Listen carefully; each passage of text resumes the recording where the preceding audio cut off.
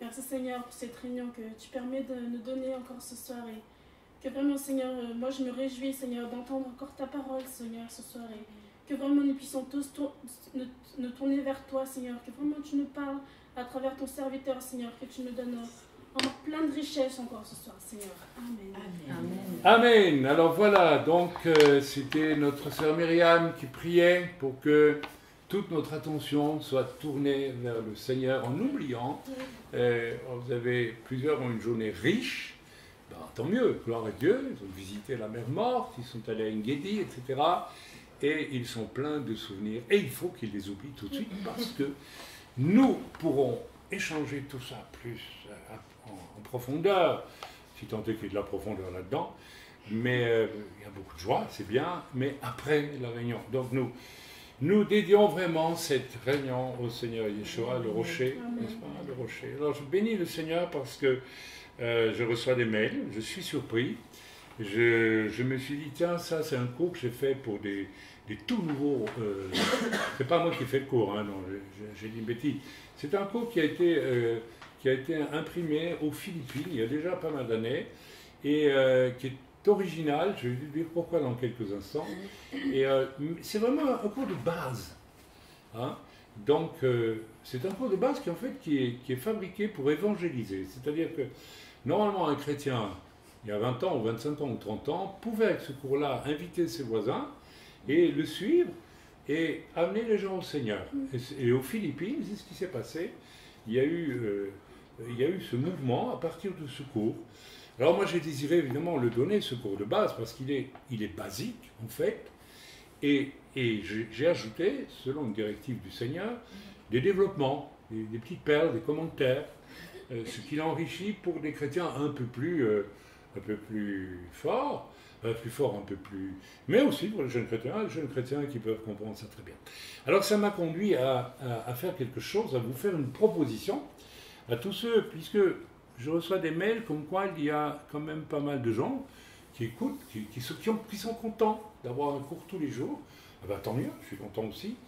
Mais je ne m'y attendais pas. Hein. Je me dis c'est un cours de base, ça ne va pas provoquer tellement de réactions. Ok, ça provoque beaucoup de réactions intéressées, et bien c'est tant mieux. Alors, ne serait-ce parce que je ressens à travers les mails que les gens qui écrivent là sont des gens isolés, et donc ils ont soif d'un contact. Alors, on semblerait qu'à travers ce cours, ils aient un contact, ben, tant mieux. Mais je vais vous proposer un petit défi, qui n'est pas si difficile à relever, pourtant, c'est d'appliquer ce que les Philippiens ont fait avec ce cours. Donc, si vous le recevez que pour vous, que vous l'écoutez, alors vous allez être enrichi, c'est très bien, mais c'est comme si vous mettiez, je ne sais pas, votre or, si vous en avez, dans une petite boîte fermée à clé, et puis voilà, c'est que pour vous. Alors qu'en réalité, vous n'avez pas besoin de cet or, qu'il vous faudrait peut-être le donner à ceux qui en ont besoin autour de vous. Donc j'aimerais que vous essayiez de faire un peu la même chose avec ce cours, et je vous proposerai de choisir autour de vous, d'inviter. Alors vous servez une tasse de café, vous mettez ce que vous voulez sur la table, mais ce n'est pas le but bien sûr, et vous leur proposez, voilà, là, je vous invite non pas pour discuter un tas de choses, mais pour goûter un cours de base sur la foi chrétienne. Voilà. Si vous êtes chrétien, donc de le faire. Alors je parle ici aux gens isolés. Si vous êtes membre d'une église, vous pouvez le faire aussi, mais bien sûr, vous en parlez à votre pasteur. C'est clair, c'est normal. Hein. Mais je vous proposerai, pourquoi pas, vous qui écoutez ces cours, de faire la même chose. Puisque maintenant, vous allez avoir sur le site tous les cours, tous les jours ils sont mis, on est déjà au 4e, et donc vous pourriez à n'importe quel moment inviter des gens chez vous, des païens, et leur dire, est-ce que vous voulez suivre un cours des païens auxquels vous avez dit que vous étiez chrétien. Et puis, vous n'arrivez pas tellement à les convaincre de la foi en Jésus-Christ, en Yeshua, mais vous pourriez leur dire, moi je vous invite à venir écouter ce cours avec moi. Et voilà, donc c'est un petit défi que je vous lance. J'aimerais qu'on prie dans l'œuvre pour saveur, que ce cours fasse que beaucoup de personnes qui le reçoivent, voilà, invitent autour d'elles des païens pour écouter ce cours, Donc le premier cours, et puis un autre soir le deuxième, et puis par exemple, là. Et je suis convaincu que l'Esprit de Dieu peut parler à travers ce cours et amener des gens au salut. Pas besoin qu'il fasse tout le programme, parce que là, on en aura pour, si on va jusqu'au bout, pour 250 cours, je n'en sais rien. Mais dès le premier cours, rappelez-vous, dès le premier cours, on peut déjà être convaincu que Jésus est Seigneur et Sauveur, et donc de l'accepter et de devenir un disciple. Dès le premier cours. Et ensuite, les gens peuvent écouter, peut-être, s'ils acceptent. Si par exemple, vous faites une petite rencontre chez vous, ben, n'hésitez pas, si quelqu'un vous dit, mais comme j'ai entendu un jour Loïs me dire en plein milieu d'une réunion, mais on fait comment pour devenir chrétien? Alors là, j'espère que vous savez, quand même, tous ceux qui nous écoutez, ben, vous dites aux gens, vous lisez aux gens les passages d'Écriture, prenez une concordance et trouvez-les, car tous sont pécheurs et sont privés de la gloire de Dieu. Hein, vous pouvez dire ça aux gens, donc tu as compris que tu es pécheur, il y a quelqu'un qui vient te sauver, et puis vous pouvez citer un autre verset qui dit, car Dieu a tant aimé le monde, qu'il a donné son Fils unique, afin que quiconque croit en lui ne périsse pas, mais qu'il ait la vie éternelle. Lisez cela dans la Bible, et puis dites aux gens, quiconque confessera Jésus-Christ de sa bouche sera sauvé. Et à ce moment-là, ben, vous proposez à la personne, veux-tu accepter de ta bouche devant moi Jésus comme ton sauveur? Et vous lui faites dire à la personne, Seigneur, je te demande pardon, je suis pécheur, je suis pécheresse, et je découvre que Jésus est mort pour moi, j'accepte cela, et j'accepte Jésus comme mon Seigneur et mon Sauveur. C'est tout simple. Et si la personne est sincère, elle sera sauvée. Ok? Bon, donc je vous ai lancé un défi, et j'aimerais que vous y réfléchissiez. Ne soyons pas égoïstes. Ok, je reçois des mails, les gens sont contents. Qu'est-ce que vous allez faire de ce cours? Vous allez mettre ça dans une petite boîte pour vous, que vous ouvrez de temps en temps pour vous faire du bien, ou vous allez éventuellement être un peu audacieux et commencer à l'utiliser pour d'autres. À moins que vous trouviez que le cours n'est pas bon. Alors écrivez-le moi. Écrivez-le moi, ok. Mais si le cours, vous le trouvez bon, vous avez un devoir, c'est de l'utiliser pour d'autres. Je crois que c'est clair ce que je suis en train de vous dire. Alors aujourd'hui, on va lire le numéro 3 de la partie « Qu'est-ce que le roc ?» et on va travailler sur on va développer 3 aspects, parce que Seigneur, important à mon avis, que le Seigneur m'a demandé de développer. Alors les choses aujourd'hui à lire sont faciles à lire, donc Jésus a accompli des miracles, ok, guérissant des maladies. Alors attention, on peut dire que guérir une maladie, c'est un miracle dans le fait de la guérir, mais c'est une guérison, selon la nomenclature des 9 dons spirituels. Alors, Matthieu 8, 3, 6, 13, 16 et 17, et donc je suppose que ce sont les chapitres, 13, 16 et 17, je ne sais pas. Alors c'est Shoshana qui va lire, ou bien Elisheva, on va tourner dans l'autre sens aujourd'hui, c'est Elisheva qui va lire 8, 3, 6, 13, 16 et 17. Loïs nous lira ensuite B, ressuscitant les morts, Jésus a ressuscité les morts, Jean 11, 43, 44. Donc ici, on va s'arrêter à tout ce qui montre la puissance et l'autorité divine de Jésus. Mais nous allons voir que toutes ces choses-là sont pour nous aussi. D'accord? Puisque le Seigneur nous les a promises. Petit c, arrêtant la tempête, Matthieu 8, 26, c'est pour Rivka. Marchant sur l'eau de la mer, Marc 6, 48. Ok? Et ça, c'est pour Myriam. Multipliant les pains et les poissons, c'est Marc 6, 41, 42. Ça, c'est pour la Tunisienne de service, pour Sarah. Pardonnant les péchés, Marc 2, 5. Ce sera pour Naomi. Ok? Alors attention, parce qu'on va moudre du grain solide avec pardonnant les péchés. Parce qu'il y a aussi un passage de la Bible qui dit, parce que normalement c'est Jésus qui pardonne les péchés, mais il y a un passage de la Bible qui dit que, voilà, ce que vous pardonnerez sur la terre sera pardonné dans les cieux. Donc nous, les chrétiens, nous pouvons pardonner ou ne pas pardonner, mais on ne va pas anticiper, on va voir ce que ça veut dire pour nous, pardonner. Attention, ce n'est pas simplement un devoir moral de pardonner aux autres, mais l'Église peut ne pas pardonner quelque chose. Ce qui veut dire que ça reste inscrit pour la personne dans les cieux. Et Vous savez, quand un péché n'est pas pardonné, on va voir que l'Église a cette autorité, et nous allons voir dans quelles conditions, bien sûr. L'idée n'étant pas de chercher à ne pas pardonner. On va voir, on verra ça ensemble. Vous voyez qu'on va moudre du grain costaud aujourd'hui. Hein.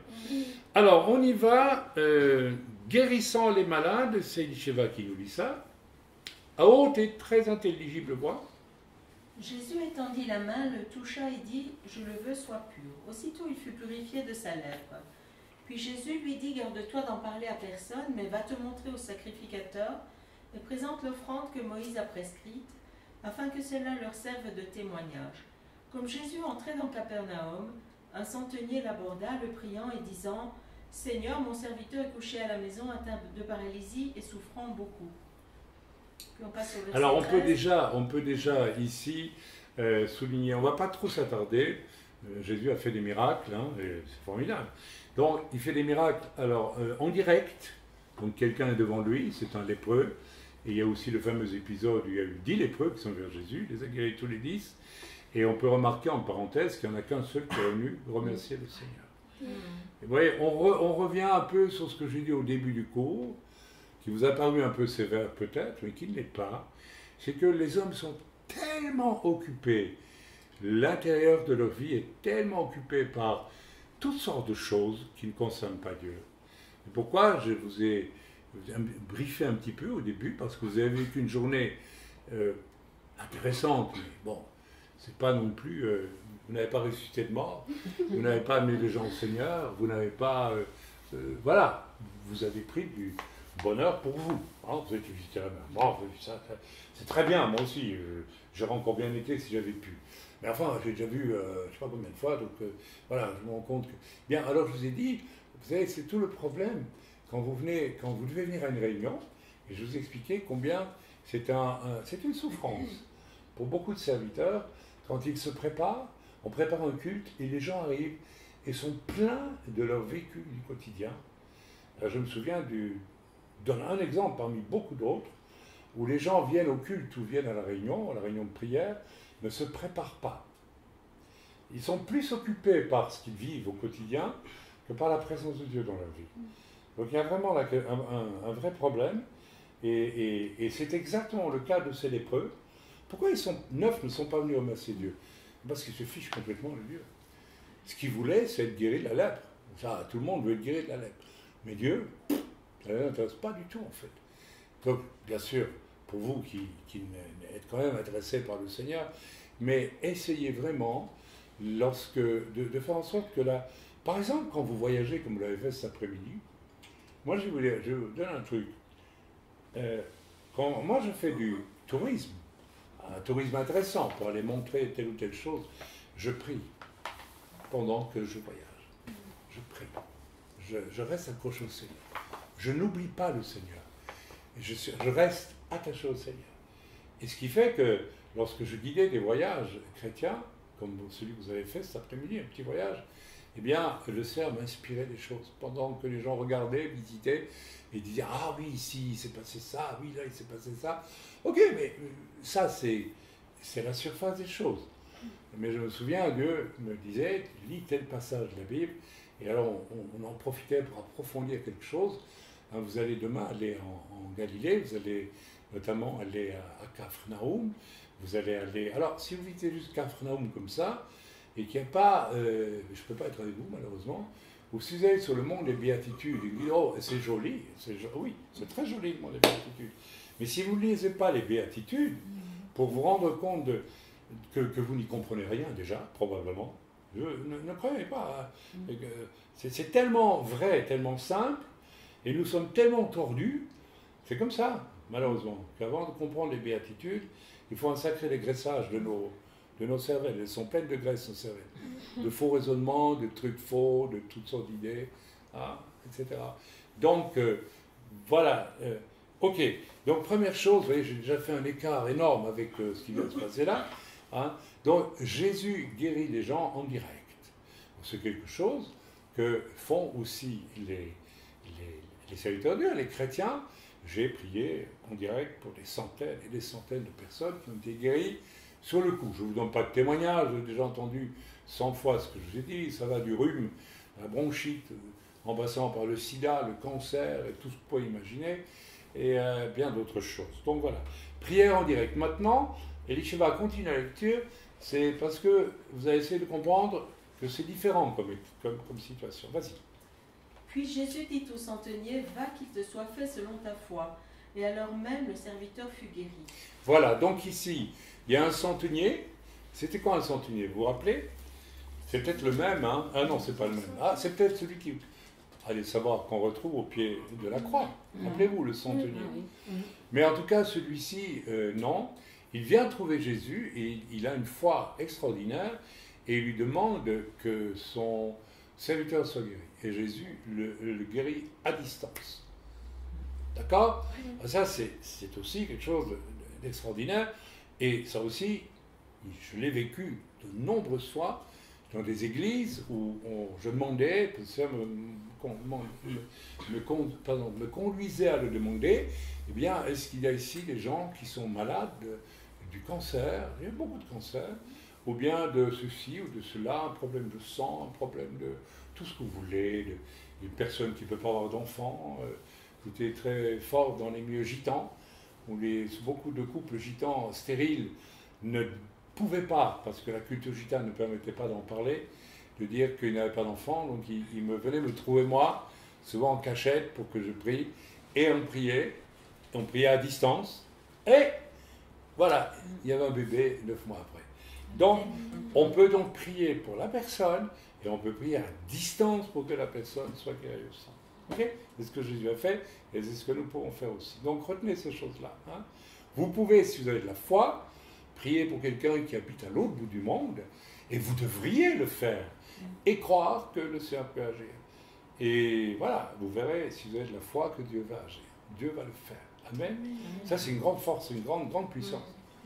On est libre dans la prière. On est libre. On doit pouvoir prier. Et je me rappelle, j'étais jeune chrétien, un jour, j'ai eu la vision d'un officier de l'armée russe qui marchait dans les rues de Moscou et qui venait de frapper les chrétiens dans une église. J'ai eu la vision. Et le Seigneur m'a dit, prie pour lui. J'ai prié pour cet homme. Et Dieu m'a dit, un jour, tu le verras, tu le rencontreras. Prie pour qu'il pleure et qu'il se remplit. Il avait frappé, il avait frappé une vieille femme dans une église qui aurait pu être sa mère. C'est l'époque où les communistes rentraient dans les églises et frappaient les chrétiens, y compris les vieilles personnes. Et ça m'a dit, prie pour qu'il se mette à pleurer et qu'il se rende compte que c'était presque sa mère qui l'a battu. Et qu'il vienne vraiment à la foi en Jésus. Et c'est ce qui s'est passé très souvent dans beaucoup de lieux de persécution, là où les gens persécutent, en voyant le calme, la paix. Vous voyez que c'est très important ce que j'ai enseigné ce jour dernier, sur la paix dans l'épreuve. Parce que ceux qui vous persécuteront, si tant est que vous soyez un jour persécutés, et ce sera probablement qu'un jour ou l'autre, eh bien, ne pourront qu'être intrigués par votre paix. Parce que normalement, quand on frappe quelqu'un ou qu'on le maltraite, la personne en face, elle réagit. Et quand on ne réagit pas, il y a quelque chose qui commence à troubler la personne. Parce que si je frappe Myriam et qu'elle se fâche et qu'elle prend le vase et qu'elle me le jette pour me taper, je peux dire, ah ben elle aussi, elle est violente. Mais si je la frappe et qu'elle me regarde avec le beau sourire qu'elle a maintenant, mon acte va m'accuser, moi. Il va se retourner contre moi. Il va dire, c'est rien, je la tape. Elle me regarde avec un grand sourire. Qu'est-ce que je peux faire? Je peux lui sourire aussi?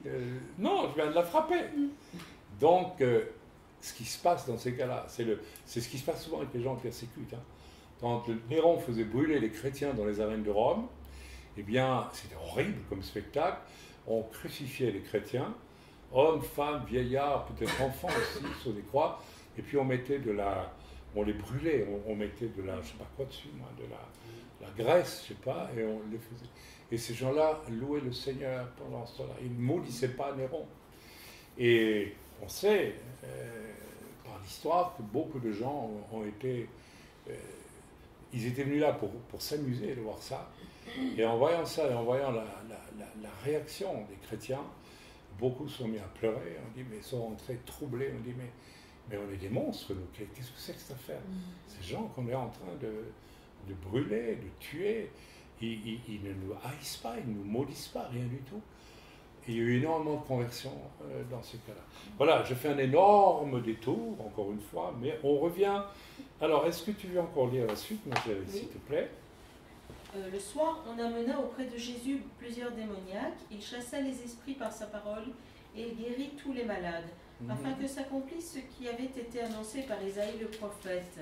Il a pris nos infirmités et il s'est chargé de nos maladies. Voilà, alors ça c'est très important. Ici on voit un autre exemple de gens démoniaques et qui sont aussi, là, il n'est pas dit que tous étaient démoniaques et que tous étaient malades, mais on peut aussi conclure implicitement que c'était des gens démoniaques qui étaient malades aussi. Donc certaines maladies sont le fait de démons, d'accord? Pas toutes, hein. Comment on peut dire que moi j'ai un démon pour le moment, je suis malade? Je ne crois pas que j'ai un démon. Mais il y a des gens malades, et ça se voit, hein, très bien. Je vais donner l'exemple de quand j'étais aumônier auxiliaire dans un hôpital psychiatrique en Belgique, il y a plus de 35 ans. On faisait directement la relation entre les malades, qui étaient soi-disant des malades mentaux, et en réalité le fait qu'ils étaient tous plein de démons. Et donc, en les amenant à Christ, en leur faisant demander pardon pour les portes d'entrée qui avaient amené les démons, ils étaient guéris. Donc, Yeshua a chassé les démons et, dans la foulée, guérit les malades. Et, alors, on vient de lire le fameux passage d'Ésaïe qui dit, il a porté, tu peux le relire encore une fois? Il a pris nos infirmités et il s'est chargé de nos maladies. Voilà, donc, Yeshua à la croix a pris nos infirmités et s'est chargé de nos maladies. Et c'est-à-dire pour autant que toute maladie est toujours guérie tout de suite? Non. J'ai exercé un ministère itinérant et même, après avoir planté l'œuvre en Suisse, en France et puis en Suisse, et puis etc., etc., je ne vais pas rentrer dans les détails, j'ai pu prier. La plupart du temps, les gens ont été guéris, mais parfois ils n'ont pas été guéris. Alors il y a des raisons à ça, hein. Donc, c'est pas pour ça que Dieu a quelque chose contre la personne. Mais Dieu peut utiliser la maladie pour quelque chose. Donc, nous connaissons l'histoire de Job qui a été mis son dessus-dessous. Dieu avait un but aussi. Bon, c'est pas que ça dans l'histoire de Job. Il y avait plusieurs niveaux, mais on ne va pas étudier le livre de Job maintenant. Mais en principe, d'ailleurs, chaque fois que je prie pour les malades, j'utilise ce passage de l'Écriture. Puisque l'Écriture dit que si 2 ou 3 demandent une chose, si 2 demandent quelque chose, s'accordent pour demander une chose, eh bien, ils peuvent le recevoir s'ils fondent leur foi sur la parole. Or, l'Écriture dit que dans Isaïe, il a porté nos maladies et nos soins. Le nombre de fois où j'ai proclamé ce verset, où les gens ont été guéris. Donc voilà, donc c'est aussi parce que Jésus a reçu le droit, étant donné le fait qu'il a mis en premier le salut de l'humanité avant sa propre personne. Donc il a obtenu une autorité sur tout le mal. Hein. Il y a une leçon à retirer là. Peu de chrétiens aujourd'hui ont de l'autorité par rapport aux maladies, etc. On peut en conclure que c'est peut-être parce qu'ils n'ont pas vraiment, n'est-ce pas, encore cette nature de Yeshua qui veut que nous ne vivons plus pour nous, mais nous vivons pour Dieu et pour ceux qui sont autour de nous. C'est quand même ça l'essentiel. Une vie chrétienne qui ne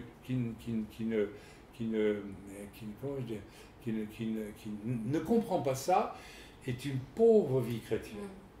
Je peux vous dire d'expérience, et je vois encore ça aujourd'hui, quelquefois, de façon effrayante. Vous pouvez être en face de chrétiens qui ont 30 ans, 40 ans d'âge, c'est triste, mais c'est vrai, qui sont encore d'un égoïsme, mais absolument effarant, okay, qui vivent même avec une obsession orgueilleuse de vouloir diriger la vie des autres. Je connais des cas, mes amis. Alors qu'on est vraiment là, à l'opposé, à l'antithèse de ce qu'a été Jésus, de ce qu'est Jésus, et de ce qu'il nous demande de devenir. Donc attention, vous serez remplis du Saint-Esprit Mais certains, bon, moi je l'ai vu, hein, reçoivent pas nécessairement grand-chose. Et bien peut-être parce qu'au fond, tout au fond, ils n'ont pas le désir de mourir à eux-mêmes pour le Seigneur.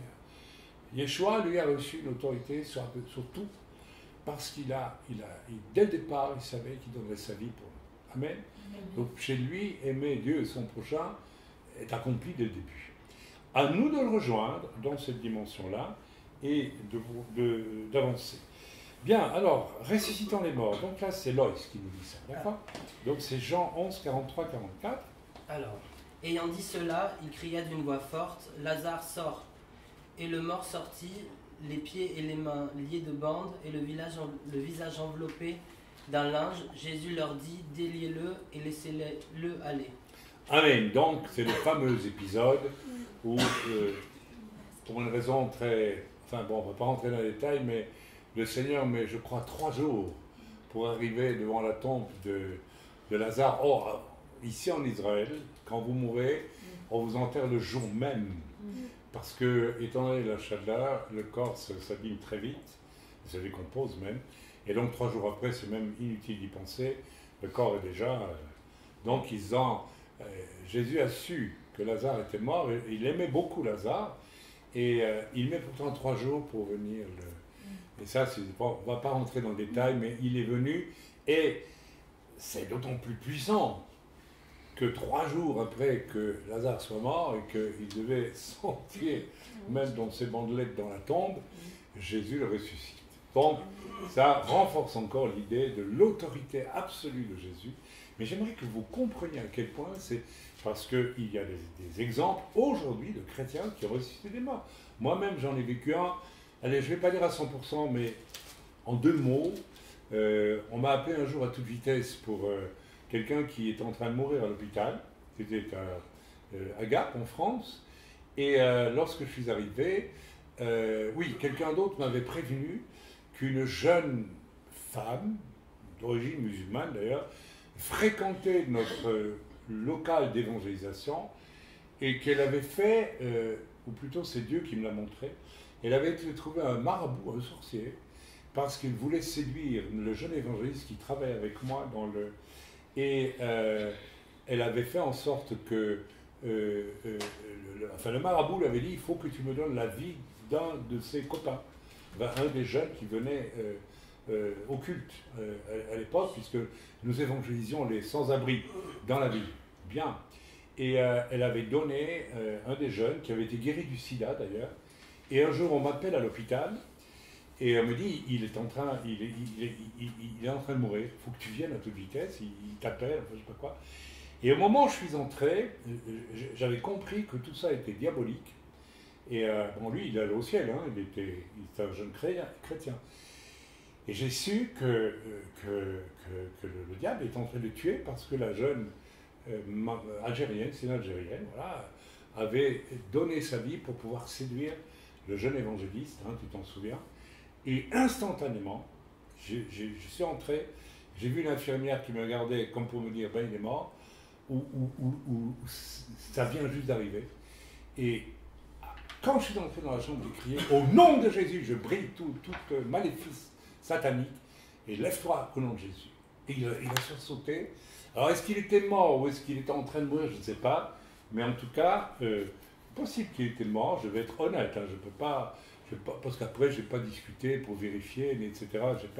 Parce que ça ne m'intéressait pas de vérifier les choses. J'étais tellement dans le Seigneur que voilà, je me préoccupais de savoir. Donc ce sont des choses que Dieu nous donne aussi à vivre, mais nous devons creuser profondément ça. C'est quelque chose qui est possible que si votre vie, vous savez, donner notre vie comme nous l'avons donnée avec mon épouse, pour les pires, nous les aimions, hein, les sans-abri de la ville de Gap.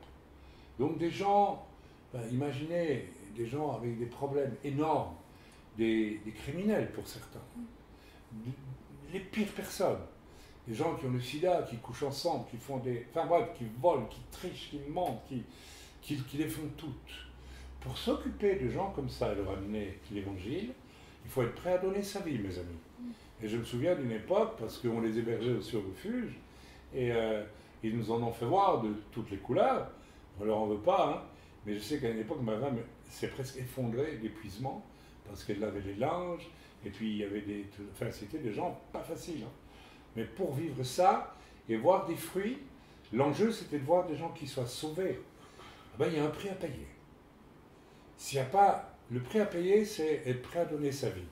Donner tout son temps, donner sa vie, littéralement. Donc, retenez ça. Si vous voulez obtenir des fruits autour de vous, ça va vous coûter.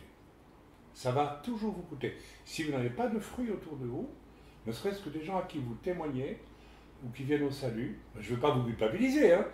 Vous êtes sauvés, vous allez au ciel, c'est très bien. Mais c'est parce qu'il n'y a peut-être pas ce désir d'être prêt à donner sa vie pour Christ. Ok, Yeshua ressuscitant les morts. Maintenant, Rivka, arrêtons la tempête. Il leur dit, « Pourquoi avez-vous peur, gens de peu de foi ?» Alors il se leva, menaça les vents et la mer, et un grand calme se fit. Voilà, ici je pourrais développer un tout petit peu aussi en disant, pourquoi avez-vous peur? Finalement, tous ces jours-ci, j'ai médité beaucoup sur ma situation physique, ma maladie, qui, quand on me l'a annoncé, pour moi, ben, j'allais mourir. D'accord? Et puis maintenant, bon, ben, on me soigne et probablement je ne vais pas mourir.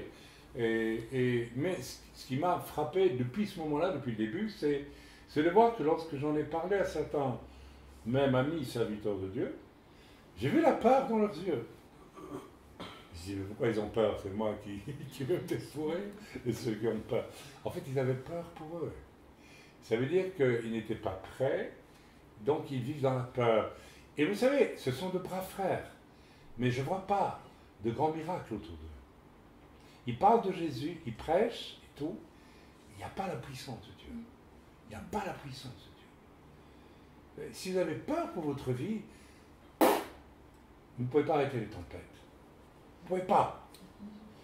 On va beaucoup travailler au camp cette année là-dessus.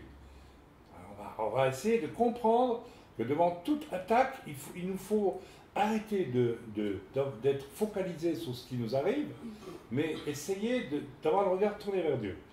C'est la leçon que j'ai essayé de faire passer avec les deux fameux messages, être avec Christ dans l'épreuve et les vallées fertiles de l'épreuve, c'est se décider, quelle que soit l'épreuve, même si elle est mortelle, éventuellement, à être, je dirais, créatif pour le Seigneur. À ne pas regarder à soi, mais à regarder uniquement ce qu'on peut faire pour le Seigneur en ce moment. Les disciples de Jésus ne pouvaient voir qu'une chose, avoir le frousomètre à 200 000, parce qu'il y a une tempête sur le lac de Galilée, vous allez aller demain, ce sera calme demain. Mais quand il y a une tempête qui se déchaîne là-dessus, c'est une petite mer intérieure, hein, eh bien, c'est costaud. Mais Jésus, lui, qu'est-ce qu'il faisait? Il dormait au fond de la barque. C'est vraiment... Mais l'image est belle. C'est vraiment ce que j'ai ressenti quand on m'a dit « Tu as une maladie ». Je dormais au fond de ma barque. Je vous assure. Ma femme était moi. Je m'en fous complètement. Ça ne fait rien. Bon, alors, je me quand là, pour que j'aille au ciel. C'est exactement mon état d'esprit. Pas eu, je vous assure. Je ne me vante pas, je dis la vérité. Je dis la vérité, et ça me fait presque sourire. C'est extraordinaire. Alors voilà, pour que nous puissions avoir une autorité sur les tempêtes, nous devons aussi dormir au fond de la barque. Être capable de ça. D'accord? Donc, voilà, je vous invite à réécouter les deux messages que vous avez peut-être écoutés, mais vous écoutez un peu trop vite peut-être. Réécoutez-les et posez-vous la question, où est-ce que j'en suis, moi, si je vis une épreuve? Hein? Comment est-ce que je réagis? Est-ce que j'ai 1 gramme d'inquiétude? Ça veut dire que je n'y suis pas. Si je ne suis pas à 2000% dans la paix, c'est que je n'y suis pas. Ok? Ok? Alors ceux qui sont dans la paix, ben, c'est ceux qui sont morts en Christ. Ah oui, on revient toujours au même truc. Ceux qui sont morts en Christ, ils sont morts à leur vie à eux, et c'est Christ qui importe dans leur vie. Je ne vis plus, dit l'Écriture, c'est Christ qui vit en moi. Est-ce que c'est certain, ça? Alors vous dites, oui, j'ai accepté Jésus. Oui, mais attends, tu as accepté Jésus. mais observe ton vécu. Est-ce que c'est vraiment... Tant que ça va bien, bien sûr, on va toujours tous dire, oui, ça va très bien. Mais dès qu'il va t'arriver un pépin, comment est-ce que tu vas réagir? Comment est-ce que tu vas réagir? Si vous allez vous promener demain, et qu'il y a un arabe qui vous attaque, hein, est-ce que vous allez vous mettre en garde et puis faire la castagne? Ou est-ce que vous allez prier calmement et demander au Seigneur ce qu'il faut faire ou ce qu'il faut dire? Amen, c'est important. Arrêtons la tempête. Bien, suivant. Marchant sous l'eau de la mer, qui va me lire ça? C'est Myriam? Il vit qu'il avait beaucoup de peine à ramer, car le vent leur était contraire. Vers la 4e veille de la nuit, il alla vers eux, marchant sur la mer, et il voulait les dépasser. Voilà, donc Jésus... Alors, est-ce qu'il a fait ça pour faire un spectacle? Non. Non, ça veut dire que Jésus démontre par là qu'il a l'autorité sur toutes les lois naturelles. Et c'est normal parce que c'est lui qui les a créées. C'est avec... Rappelez-vous, toutes choses ont été créées par lui et pour lui. Amen. Donc, tout a été créé pour Jésus et par Jésus. Donc, il a une autorité absolue sur les lois naturelles. Voilà, Loïs est assis dans son fauteuil. Si Dieu veut qu'il monte par un miracle, eh bien, il va monter par un miracle. Pourtant, l'attraction universelle ne jouera pas. Bon, ok. Non, je ne croyais pas que ça n'arrive pas. Ah, ouais, si. Ma femme peut vous témoigner de ce qu'elle a vécu au début qu'elle était jeune chrétienne.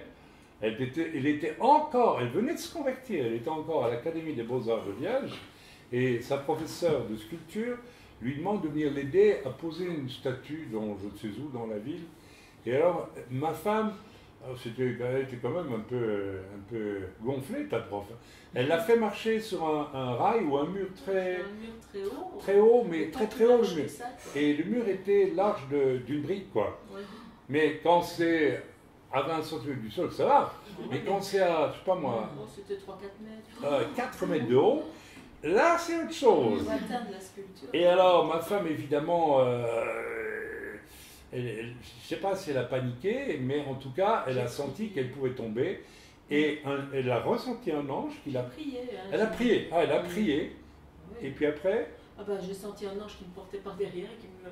Elle a senti un ange qui la sauvait et qui la portait de l'autre côté du mur. C'est réel, hein, mes pieds ne touchaient plus. Ses pieds ne touchaient plus. Ses petits pieds flottaient au-dessus du mur. Donc, vous voyez que rien n'est impossible au Seigneur. Bien, mais ça c'est très bien. C'est pour Jésus. Est-ce que nous, qui sommes en Christ, nous pouvons connaître des choses comme celle-là? Moi, j'en entends de moins en moins, et ça me pose un problème.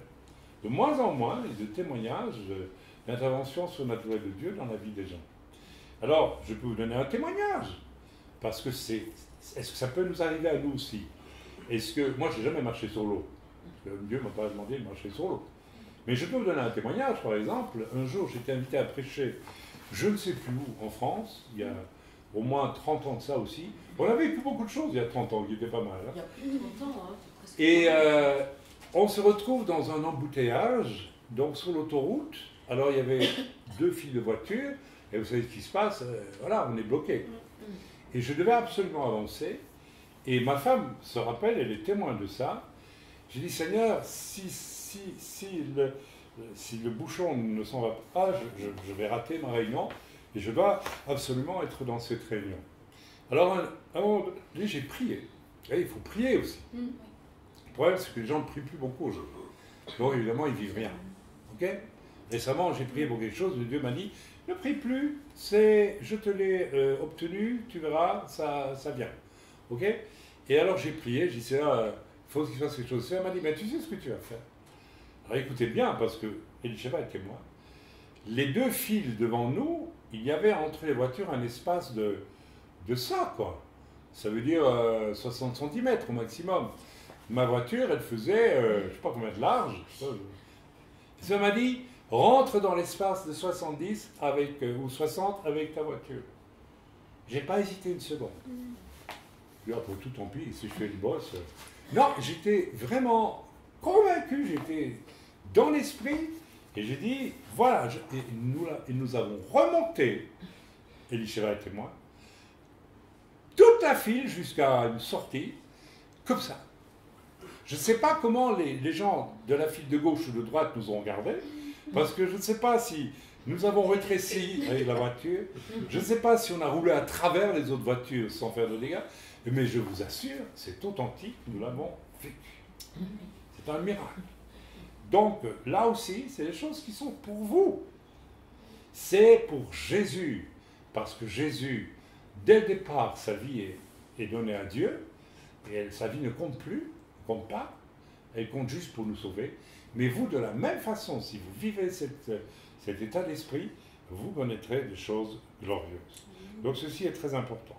Alors, on peut lire rapidement maintenant, multipliant les pains et les poissons, dans Marc 6, 41-42. Il prit les 5 pains et les 2 poissons, et levant les yeux vers le ciel, il rendit grâce.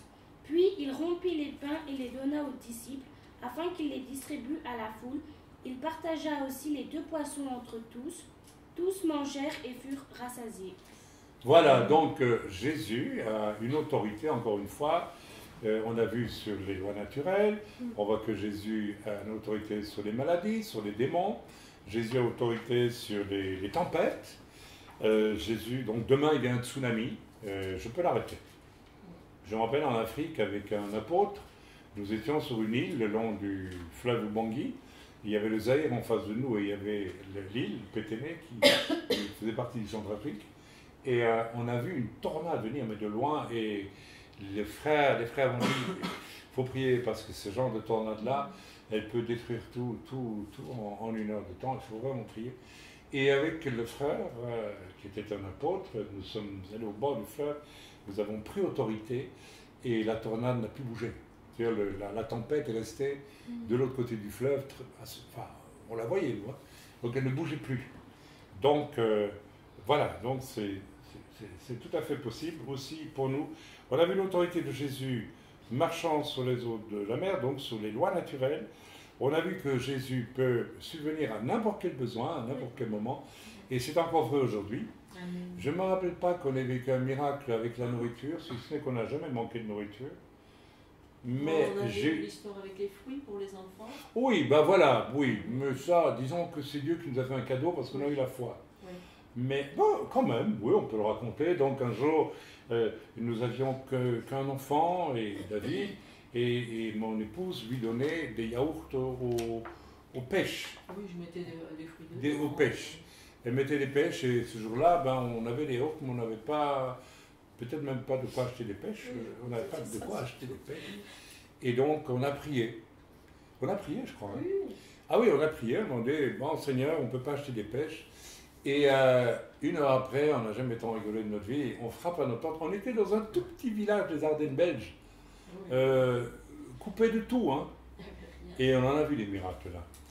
Et il y a quelqu'un qui frappe à la porte, et moi j'ouvre, je vois une bonne grosse Texane, toute blonde, tu sais, une américaine. Hi! Et I'm Pamela, j'ai oublié son nom de famille. Et on a vécu de belles choses avec elle après. Et je fais partie des fabricants, d'un groupe américain, et nous venons dans les églises pour présenter des sketchs aux païens, si vous voulez, on vient chez vous. Vous êtes d'accord? Je dis, attendez, je ne vous connais pas, mais entrez, on va discuter. Oh, attendez, nous avons quelque chose, on a un problème, on a reçu beaucoup de choses de cajot avec des pêches. Vous voulez un cajot, on vous donne. J'ai dit, oui, vous pouvez donner. C'est le fruit de la prière, n'est-ce pas? Donc, Dieu n'a pas multiplié des noyaux de pêche pour faire des noyaux, mais c'est quand même un miracle. Mais j'ai connu, par contre, le témoignage de chrétiens de Jeunesse en Mission, il y a des années et des années et des années, qui avaient faim, ils étaient je ne sais où. Alors, c'est aussi des hommes qui vivent par la foi. Hein. Alors, certains chrétiens vont là-bas et puis ils n'y restent pas parce que c'est trop dur. Mais c'est pas dur de vivre par la foi. Vivre par la foi, c'est faire confiance à Dieu. Mais pour ça, il faut aussi donner toute sa vie au Seigneur. Parce que pourquoi est-ce que le Seigneur te donnerait quelque chose alors que tu travailles pour l'obtenir? Bon, voilà, tu as décidé de vivre. Alors, tout le monde ne doit pas vivre par la foi, mais voilà. Le Seigneur aime bien qu'on vive par la foi. Et ils étaient sur la plage en Asie, je ne sais où, et ils ont prié. Et ils ont vu, et ça c'est un truc authentique, ils ont vu des centaines, voire des milliers de poissons sortir de la mer et venir tomber sur la plage. Ils ont ramassé tout ça, ils ont eu de quoi manger, et le lendemain, ils sont allés au marché, ils ont vendu le poisson, ils avaient de l'argent pour acheter de la nourriture pendant presque un mois, ou je ne sais pas, enfin des semaines. Donc vous voyez que Dieu fait des miracles, encore aujourd'hui, et c'est important de le... Mais il y a une leçon plus importante et plus profonde ici. Alors peut-être je vais redemander à ma sœur de relire tout, calmement, si tu veux bien, et à haute voix, hein, qu'on entende bien. Il prit les 5 pains et les 2 poissons, et levant les yeux vers le ciel, il rendit grâce. Puis il rompit les pains et les donna aux disciples, afin qu'ils les distribuent à la foule. Très bien. Ok, un peu avant ça, lis un peu avant ça, ce qu'il est dit. Il prit... Non, avant. 2-3 versets avant. Alors il commanda de les faire tous s'asseoir par groupes sur l'herbe verte. Ils s'assirent par rangées de 5 et de 50. Et ils étaient 5000, hein, d'accord. Oui, et vas-y. Il prit les 5 pains et les 2 poissons, et levant les yeux vers Voilà, le ciel. mais un peu avant encore, peut-être vous pourriez regarder, il relit un peu avant, quand les dix... C'est ce passage-là ou il y en a un autre dans la Bible où il... Ça va, tu trouves 38. Ma Bible n'est pas ouverte, moi. Je lis à partir du 38. Oui, relis là, oui. Et il leur dit, combien avez-vous de pain? Voilà, relis encore un peu plus haut, voilà. Alors, Jésus leur répondit. Non, encore plus haut, pour avoir toute la situation. Alors, Voilà. beaucoup de gens les vinrent s'en aller et reconnurent, et de toutes les villes ont accouru à pied et on les devança au lieu où ils se rendaient.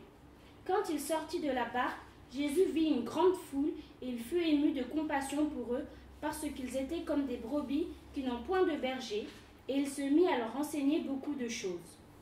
Comme l'heure était déjà avancée, ses disciples s'approchèrent de lui et dirent : ce lieu est désert et l'heure est déjà avancée. Renvoie-les afin qu'ils aillent dans des campagnes et dans les villages des environs pour acheter de quoi manger. Jésus leur répondit : donnez-leur vous-même à manger. Mais ils lui dirent : irons-nous acheter des pains pour 200 deniers et leur donnerions-nous à manger ? Alors, on s'arrête là. Déjà, on a tout ce qu'il faut. Hein. Voilà, il y a 5000 personnes, hein, si j'ai compris, dans le désert, dans un lieu assez aride. Et est-ce que Jésus se tracasse? Non. Il ne dort pas au fond de la barque, non, il prêche, mais il est très calme, il n'y a pas de souci, il ne s'en fait pas. Il ne s'en fait pas du tout. Ce qu'il sait, lui, il suffit de faire ça et il va multiplier 5 pains et quelques poissons pour tout le monde. Il a une autorité sur toutes circonstances. Et alors, j'aime bien la discussion après parce que c'est intéressant. Les disciples, par contre, eux, ils regardent la foule et ils disent : oh là là, ils paniquent. Ils sont pleins de bonne volonté, ils sont gentils d'ailleurs, ils sont très gentils. Beaucoup de chrétiens sont gentils, mais ne savent rien du tout en dehors de ça. Être gentil, c'est bien. Mais alors ils vont trouver Jésus, ils disent : mais maître, tu ne te rends pas compte, ils sont 5000 là, tu as vu le désert. Il faudrait les renvoyer pour qu'ils aillent au chou-fer-sale ou à la Macolette, ici à côté, pour acheter un peu de nourriture. Parce que, etc., etc. Hein. Alors continue la lecture. Donc, vous voyez leur état d'esprit qui n'a rien à voir avec celui de Yeshua. En gros, Yeshua est en paix tout le temps. Et j'aimerais vraiment que l'on donne comme thème de prière et de réflexion pour maintenant, les semaines, les mois à venir, et pour aussi l'année 2020 qui vient, qui va être une année de grande tribulation, plus que probablement. Si nous ne nous décidons pas à apprendre à vivre comme le Seigneur dans une paix absolue, nous allons faire comme les disciples. Quand viendront les problèmes, nous dirons : mais Seigneur, qu'est-ce qui se passe ? On ira trouver le pasteur, le voisin, etc. Et au lieu d'être calmement en train de chercher la pensée du Seigneur et de laisser le Seigneur la mettre en pratique. D'accord ? Donc là, il y a une leçon profonde, qui nous est donnée. J'avais parlé qu'on aurait 3 leçons. J'en ai donné une déjà. Voilà, sur... ok ? La leçon ici, c'est vraiment apprendre à rester calme et en paix. Et c'est pas difficile de choisir d'être calme. Il faut le choisir, c'est tout. Est-ce que oui ou non, Jésus pourvoit pour tout ? Oui. Alors pourquoi tu t'énerves ? Est-ce que oui ou non, si tu es malade et que Dieu veut te guérir, tu te tracasses? Ben non. Et même si tu ne te tracasses pas et si tu n'es pas guéri et tu meurs, mais tu vas au ciel. Alors où est le problème? Il n'y a aucun problème. Même là, on est de toute façon, un jour ou l'autre, sauf si Dieu nous enlève, mais nous mourrons tous. Alors, ma foi, pourquoi est-ce que je m'en fais pour ça? Pourquoi est-ce que je m'en fais pour ça? Vous savez, encore ces jours-ci, le Seigneur m'a parlé, il m'a dit, Chaim, de toute façon, un jour ou l'autre, tu vas partir, et ce qui importe, c'est que tous ceux que tu as enseignés soient prêts, qu'ils puissent être prêts si tu devais partir. C'est ça qui est important. C'est pas que tu partes ou que tu partes pas, c'est que les autres soient prêts. Vous comprenez? C'est ça la bascule qu'on doit faire sans arrêt dans nos vies. Pas regarder à soi, laisser Dieu faire tout pour soi, et penser toujours d'abord aux autres. Parce qu'après tout, c'est ça le vrai christianisme. Qu'on le dise messianique ou chrétien, hein, c'est la croix, c'est Jésus, c'est aimer Dieu de tout son cœur. Voilà. Quand on aime Dieu de tout son cœur, comment est-ce qu'on aime Dieu de tout son cœur? Eh bien, c'est simplement dire à Dieu, ma vie t'appartient, je te la donne. Tu m'as donné ta vie, je te donne la mienne en retour. Peut-être ce soir, vous pouvez le faire. Je l'ai déjà fait. Est-ce que, au fond de vous-même, vous gardez votre vie pour vous, ou vous êtes prêt à dire ce soir à Dieu? Peut-être on pourrait prier à la fin de la réunion. Seigneur, je te donne ma vie, vraiment. Mais faites attention, parce que quand vous faites cette prière, Dieu la prend au sérieux. C'est pas une prière qu'on fait comme ça pour dire faire plaisir au pasteur, ou bien, etc., ou parce qu'on trouve ça, ou on trouve que c'est bien, que c'est beau. Non, quand on le fait, Dieu l'entend. Ok? Ça, c'est aimer Dieu. Et son prochain comme soi-même, ça veut dire, je vis, vraiment, j'aime Dieu de tout mon cœur, de toute ma force, de tout mon esprit, que je lui donne ma vie en réalité. Que je lui donne tout. Alors Dieu va me gratifier de choses extraordinaires. Vous voulez vivre des choses extraordinaires avec Dieu, donnez-lui votre vie. Vraiment. Vraiment. Vous avez accepté Jésus pour être sauvé, c'est une chose. Donnez sa vie définitivement à Dieu pour qu'il en fasse ce qu'il veut. C'est-à-dire que votre vie ne vous appartient plus. Ça va vous brancher sur la gloire de Dieu. C'est ça qui vous branchera sur la gloire de Dieu. N'écoutez pas tous les prédicateurs de la gloire de Dieu. Il n'y a pas besoin de prêcher là-dessus. Si vous aimez Dieu et que vous lui donnez votre vie, vous êtes directement en connexion directe avec la gloire de Dieu. Et la gloire de Dieu va vous... Deuxième commandement, et ton prochain comme toi-même. Beaucoup de chrétiens ne connaissent pas la gloire de Dieu, la vraie gloire, hein, pas la fausse gloire, et ne savent pas comment aimer leur prochain. D'ailleurs, il suffit de les voir, ils sont toujours centrés sur eux. Ok, parce qu'ils n'ont jamais donné leur vie complètement. Ils ont demandé, accepté que Dieu les sauve, ça ils veulent bien, mais ils gardent leur vie pour eux. Stérilité. Donc il y a là une leçon importante. Amen. Je sais pas, les disciples ici sont incrédules, n'imaginent même pas. Pourtant, ils ont vu Dieu faire des miracles. Jésus, mais ils n'ont pas encore compris. Mais eux, ils ont une excuse, c'est qu'ils n'ont pas encore compris exactement qui est Jésus à ce moment-là. Ils n'ont pas encore saisi. Attention, vous avez le recul, vous avez 2000 ans de recul, vous avez des prédicateurs qui vous parlent sans arrêt de la signification de la mort de Jésus sur la croix, Ésaïe qu'on a lu et tout ça, et eux n'avaient pas tout ça. Donc il fallait une sacrée dose de foi et de voilà pour le percevoir. Donc, leçon profonde, ne rien craindre, mais s'attendre à Dieu en tout temps. Ne rien craindre et s'attendre à Dieu. Bien, on va lire maintenant Marc 2,5, et puis ça sera la fin, figurez-vous. Mais, voilà, donc ça nous fera moins que, je crois que ce sera suffisant. On va lire, mais là, on va vraiment creuser très, très en profondeur la question. Marc 2,5, ok? Nous allons voir que Jésus pardonnait les péchés. Alors, lisons ensemble Marc 2,5. Qu'est-ce qu'il dit ça? Ah, c'est Naomi. Vas-y. Jésus, voyant leur foi, dit au paralytique, « Mon enfant, tes péchés te sont pardonnés. » Voilà, donc ça, ici, on est sur une dimension très importante qui rejoint les paroles de Yeshua lorsqu'il dit « Le Shabbat n'est pas fait, l'homme n'est pas fait pour le Shabbat est fait pour l'homme. Le Messie, Jésus, est maître du Shabbat. » C'est-à-dire que, ici, pardonner les péchés signifie que Dieu est au-dessus de toutes les lois. Est-ce que vous me suivez? Il a l'autorité, parce que la loi condamne le péché.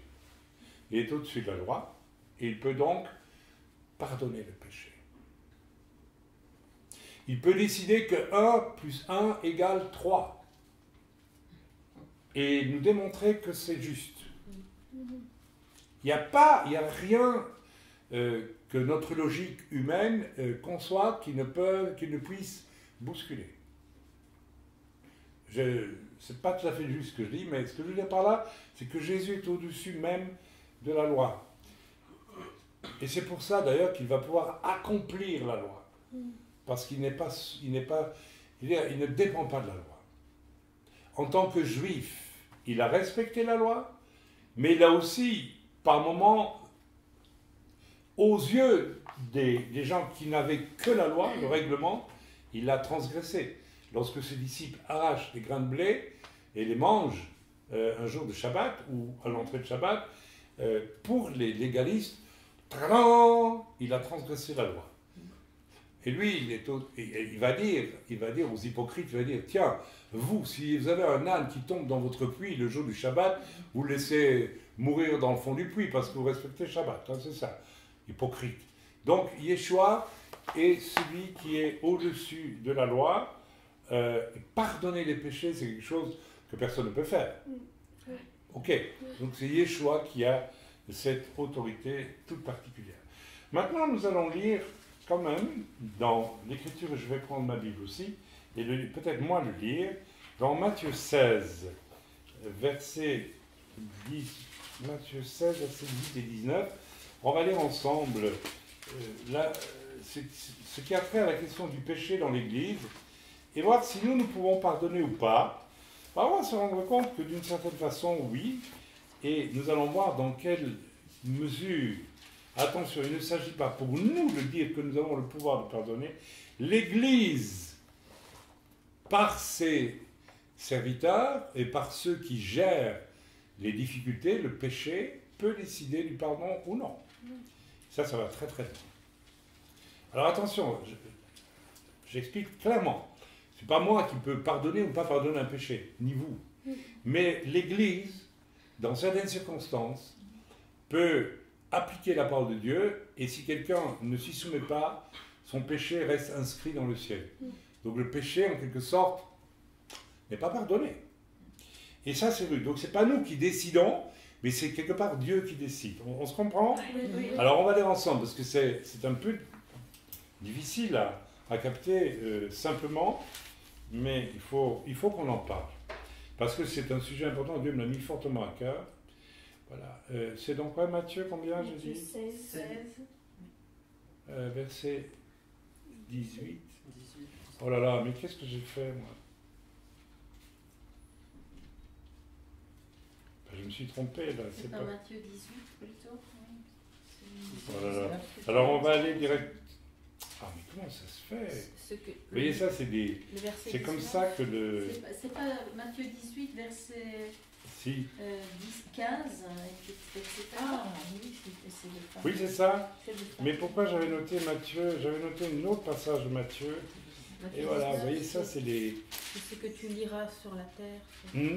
C'est où ça, Matthieu? Verset 16, 19, c'est ce que tu liras sur la terre sera lié dans les cieux. 16, Matthieu 16, 19? Oui.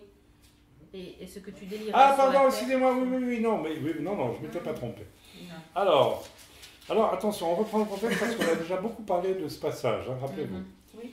Voilà, donc, on peut repartir au début. Yeshua étant arrivé dans le territoire de Césarée de Philippe, demanda à ses disciples, « Qui suis-je au dire des hommes? Moi, le Fils de l'homme. » Bon, je ne reviens pas sur ce que j'ai déjà dit avec le Fils de l'homme. Hein. Ils répondirent, « Les uns disent que tu es Yohanan Amadbil, Jean-Baptiste. » Donc, je vais expliquer. Les religieux orthodoxes croient dans la réincarnation. Je crois qu'à l'époque, ils devaient y croire aussi. Nous n'y croyons pas, bien entendu, puisque Dieu dit il revient à l'homme de mourir une seule fois, après quoi il vient en jugement. Donc il n'y a pas de réincarnation. Ok. Les autres disent Élie. Bon, certains pensaient qu'il était Élie. Vous savez pourquoi? Les autres, Jérémie ou l'un des prophètes. Donc Jérémie était un prophète aussi. Donc, pensez que Jésus était à la réincarnation, et ils étaient tous d'un prophète. Ils étaient tous à côté de la plaque, comme on dit communément. Et vous leur dit-il, qui dites-vous que je suis? Simon Pierre répondit, tu es le Mashiach, le Fils du Dieu vivant. Crac! Simon Pierre, il a la révélation. On a un peu commenté ça hier, je pense, sur Pierre, et avant-hier d'ailleurs, et donc je ne vais pas revenir dessus. Jésus, mais ici il y a un contexte important, c'est par l'Esprit de Dieu. Donc, tout ce qui va suivre relève aussi d'un contexte où l'Esprit de Dieu dirige, et pas les humains, attention. Ok? Si Yeshua pardonne, c'est parce que l'Esprit de Dieu lui fait voir aussi que la personne va changer. J'en suis convaincu. Quand Yeshua pardonne, c'est qu'il sait que la personne va se convertir. Ou qu'elle est sur le chemin. Ok? Donc, je crois que de la même façon, l'Église peut lier ou délier les choses, mais ça doit être une chose vécue avec le Saint-Esprit. Pas d'une manière systématique sur des règles d'homme. Attention à ça. Parce que c'est très délicat de juger, d'apporter non pas un jugement, mais de gérer le péché chez autrui. Pour la simple et bonne raison que nous sommes tous pécheurs. Et que moi j'ai assisté à des manières de gérer le péché supposé, donc sans savoir si c'était vrai ou faux, par l'Église, en jugeant sans avoir écouté même les personnes qui étaient accusées. Ça voulait dire qu'il y avait de la jalousie, qu'il y avait de la colère, il y avait de l'orgueil, il y avait peut-être même de la méchanceté dans le cœur de ceux qui prétendaient gérer le péché dans nos vies. Nous avons connu ça, ma femme et moi. Donc il y a une chose que les hommes font facilement, c'est détruire les autres. Et si vous êtes des vrais enfants de Dieu, si vous êtes des vrais serviteurs de Dieu, si vous marchez à l'image de Yeshua, qu'est-ce qui est arrivé à Yeshua? On a convoqué des faux témoins pour l'accuser. Eh bien, vous verrez que ça peut vous arriver. Dans les béatitudes, il est écrit « Heureux serez-vous quand on dira toute espèce de mal contre vous, car ainsi a-t-on fait pour les prophètes avant vous, et votre récompense sera grande dans les cieux. » Je peux vous dire qu'aujourd'hui, dans l'état d'esprit très particulier dans lequel je me trouve, je me réjouis aujourd'hui, non pas de ce qu'on m'ait accusé de choses fausses, criminelles, mensongères, mais que ma récompense va être grande. Parce que je l'ai fait à cause de ce que j'ai vécu pour le Seigneur. Jésus, reprenant la parole, lui dit « Tu es heureux, Simon, fils de Jonas, car ce n'est pas la chair et le sang qui t'ont révélé cela, mais c'est mon Père qui est dans les cieux. » Je dirais aussi que ce n'est pas par la chair et le sang que nous devons juger les autres. Attention à ça. Il faut des faits, il faut des actes, il faut des témoins.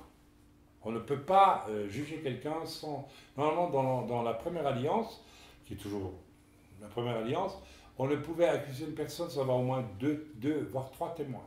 Autrement, on devait se taire. Je vois, je ne sais pas, Rivka qui chaparde des trucs derrière elle pour les emmener chez elle. Et vous n'êtes pas là, je peux pas là, je dois lui dire arrête, qu'est-ce que tu fais là, hein, etc., etc. Mais je ne peux pas commencer à dire partout autour de moi, Rivka a volé. Hein, ok? Je n'ai pas le droit. Bon, voilà.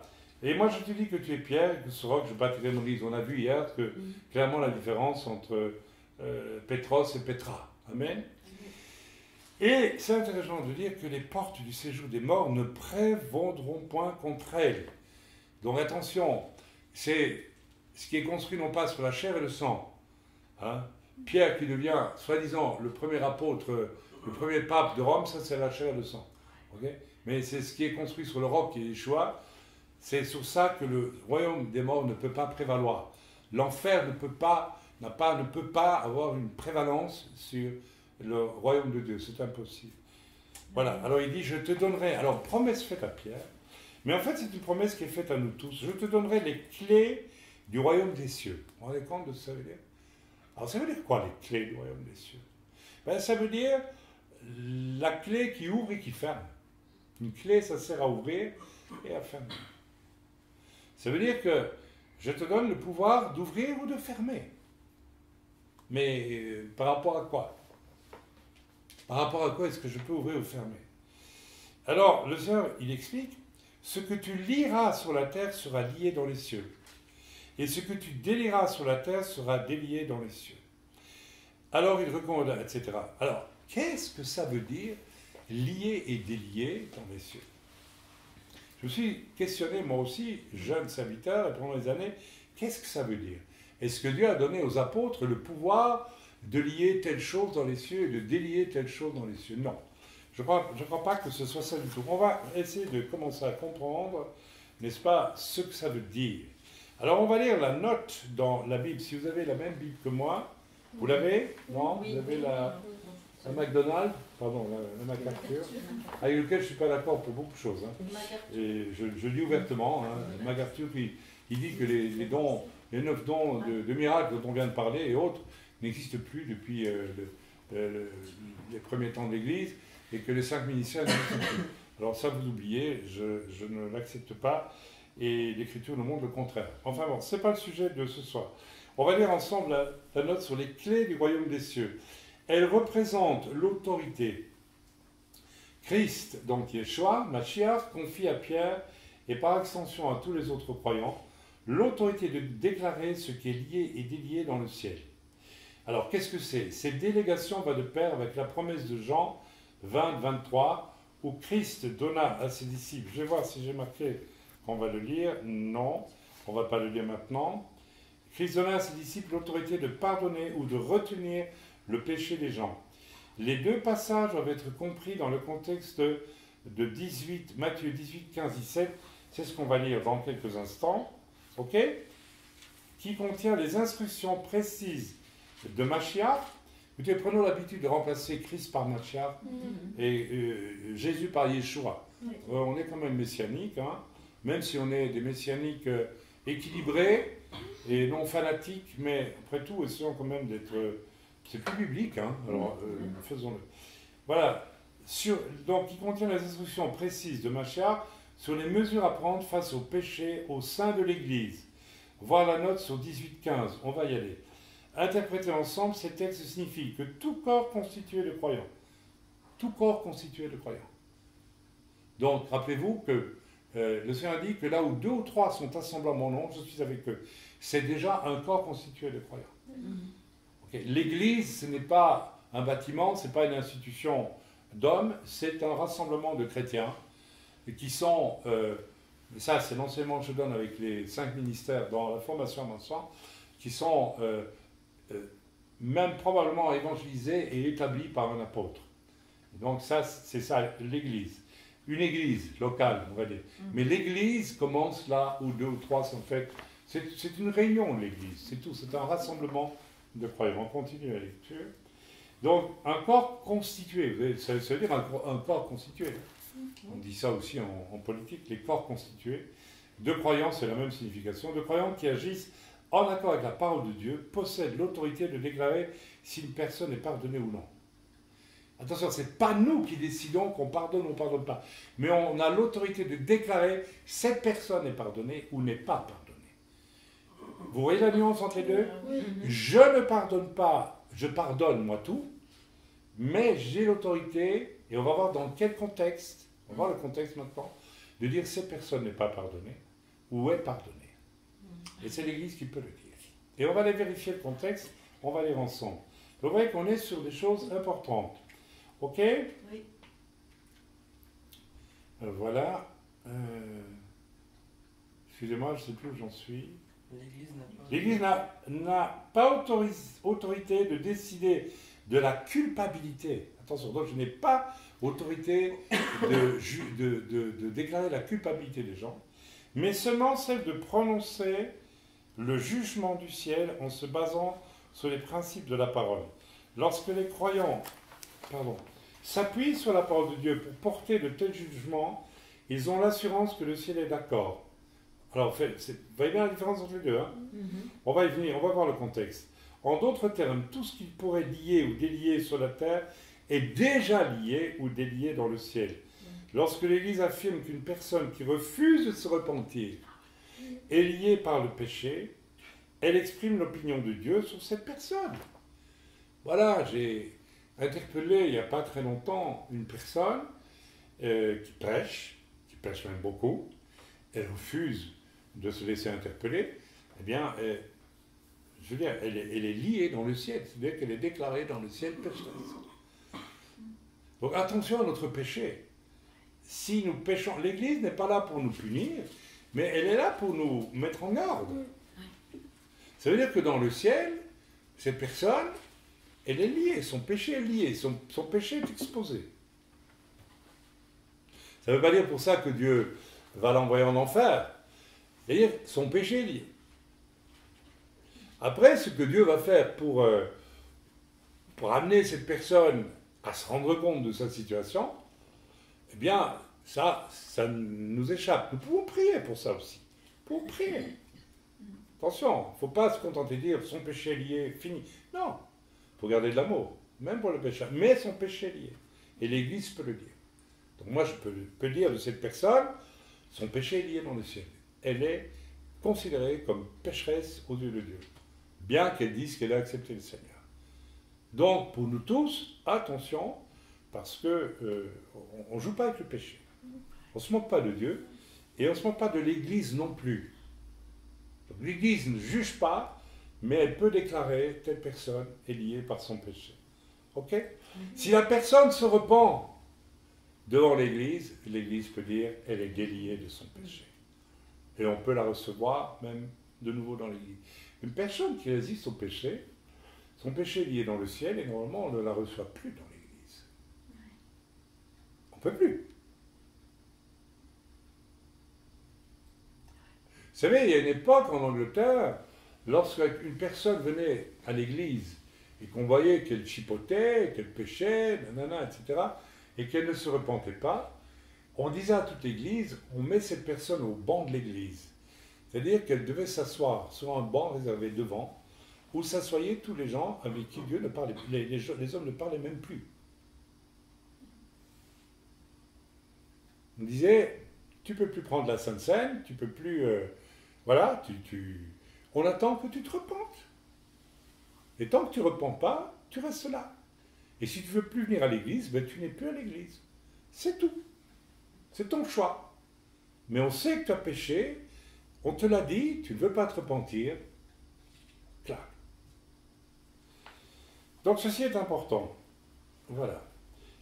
Lorsque l'Église reconnaît qu'une personne s'est repentie de son péché et qu'elle est donc déliée ou libérée, Dieu approuve. Donc l'Église ne juge pas, mais l'Église déclare. Vous voyez la différence?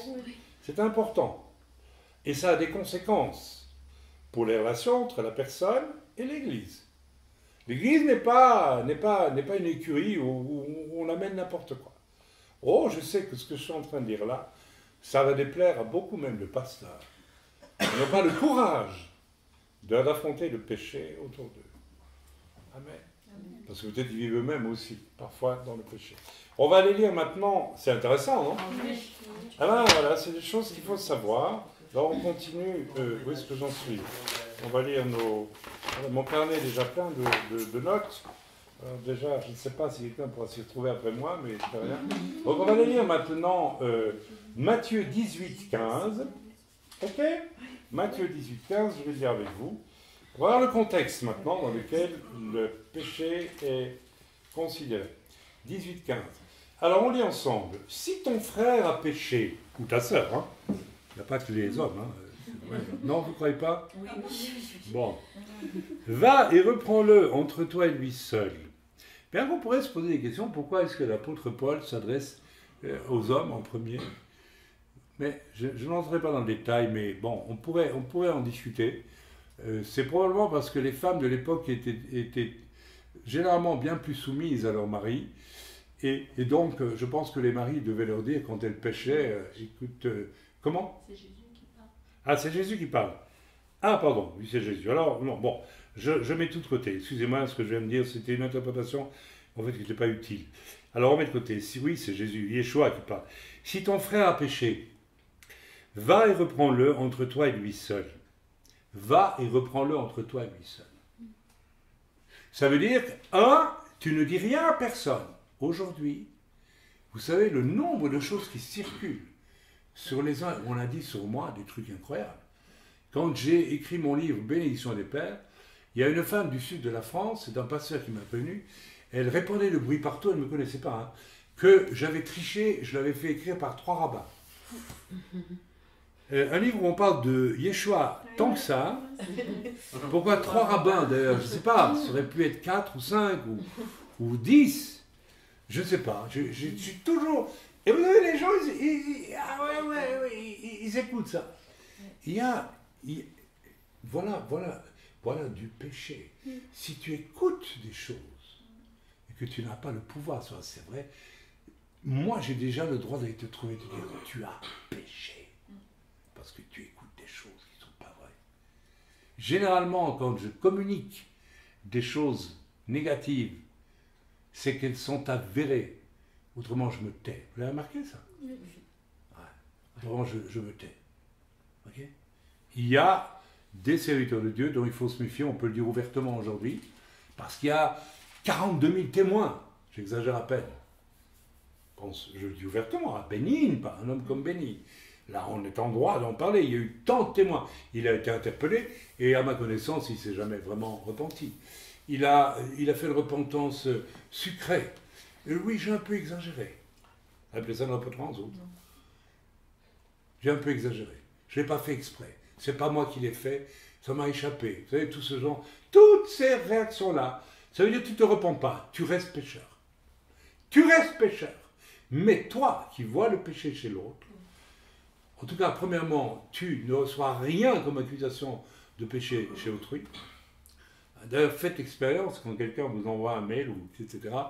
Vous dites à la personne, tu sais quoi, on va aller ensemble trouver la personne que tu accuses. Tu veux bien? Comme ça, on va l'aider à sortir de son problème, puisqu'elle a un problème. Parce que si elle a un problème et que tu le dis à tout le monde, c'est que tu l'as vu. Vous allez voir la plupart des gens dire, ah non, je ne veux pas. Mais pourquoi tu le dis alors? Tu ne sais rien du tout, tu parles parce que tu écoutes ta copine, qui est aussi pourrie que toi, et tu répètes n'importe quoi, parce que tu es, toi, profondément dans le péché. Et croyez-moi, la plupart, tous ces gens-là, qui répandent des bruits sur les autres, la médisance et la calomnie, le mensonge, ils vivent, eux, dans beaucoup de péchés. Revenons à l'Écriture.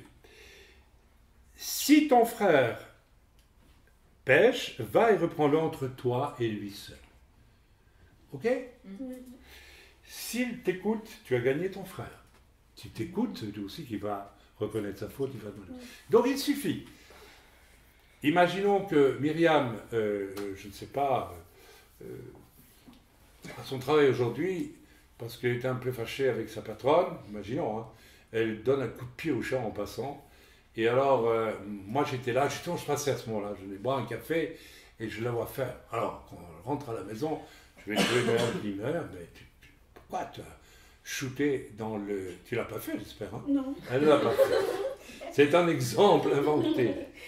Et alors elle va me dire, bah parce que voilà, c'est vrai, t'as raison. C'est moche ce que j'ai fait. J'aurais pas dû faire ça.